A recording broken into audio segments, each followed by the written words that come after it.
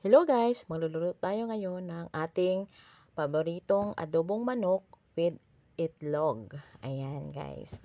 So, ang una kong ginisa ay yung bawang, sibuyas.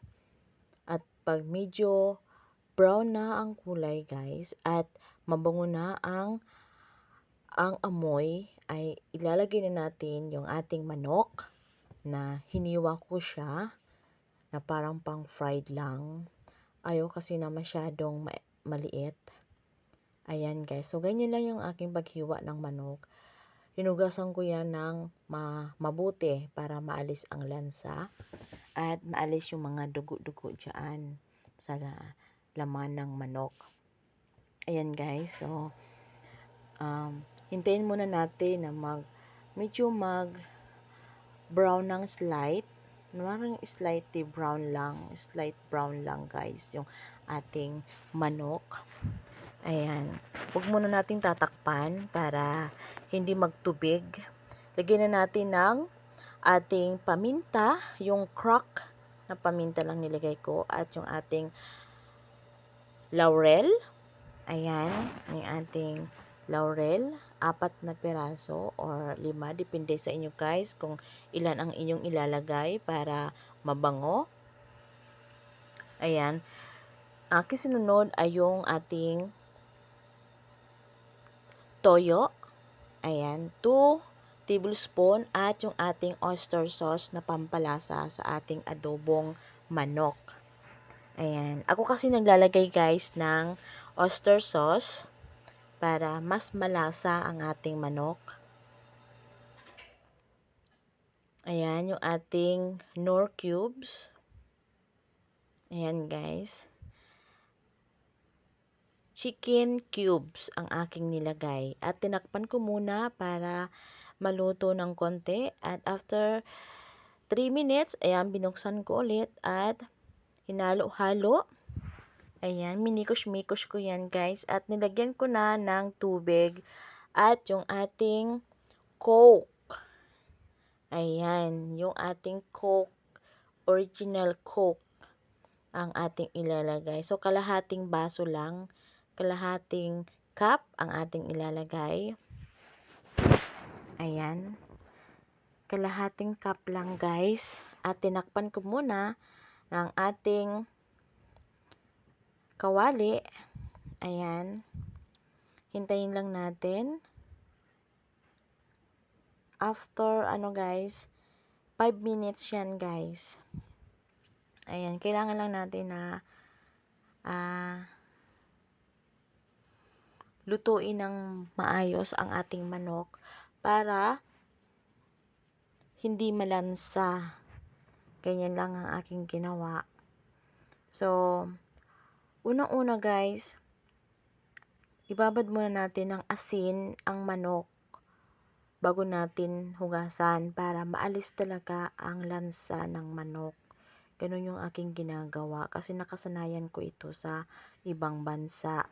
Ayan. After 5 minutes guys or after 10 minutes, ayan, binuksan ko na ulit siya at pag medyo okay na, titikman mo yan guys kung okay na ang lasa. Ayan, tinikman ko yan. Pag okay na ang lasa,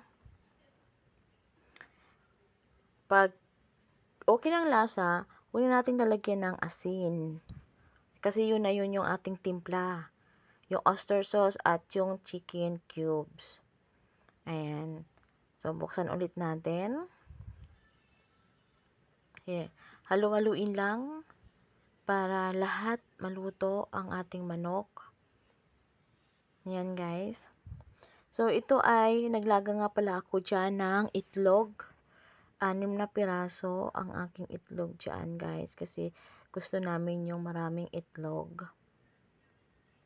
Ayan. So, depende sa inyo kung ilang itlog ang iyong ilalagay. Pero mas masarap kasi pag merong itlog ang ating adobong manok. Ayan, nilagay ko na para mag-ano na ang kanyang kulay sa itlog. Ayan, para mababad na ang kulay. Ayan guys. Tapos, nilagyan ko rin yan ng sili. Hindi ko lang siya kinat ang ating sili para hindi siya maanghang. Ganyan lang ang ko, buo lang ang aking inilagay dyan, guys. So, patutuin lang natin yan ng konti. Hintayin lang natin maluto ang manok.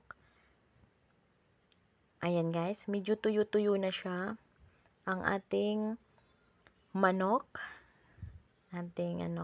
Konti lang, guys, ang sabaw na ilalagay ang natin, ang ititira para talagang lasap ang ating sarap sa manok. Ayan. Ganyan lang ang pagluto ng adobo. So, sobrang bango ng adobo ng aking niluto for today's video, guys. So, sabi nga, sauce pa lang, ulam na. Pag ang lasa ay hindi pa tama sa inyong panlasa, dagdagan nyo ng kunting asukal. Kunti lang, guys, para medyo matamis-tamis ng konti. Yan, mas masarap kasi yung medyo matamis-tamis ng konti ang ating adobo. Talagang malasa. Ayan. Hintay lang natin na mahupa ang sabaw. Kunti lang ang sabaw. Ayan na, guys. So, luto na ang ating adobong manok with itlog. Ayan. Thank you for watching. Bye, guys.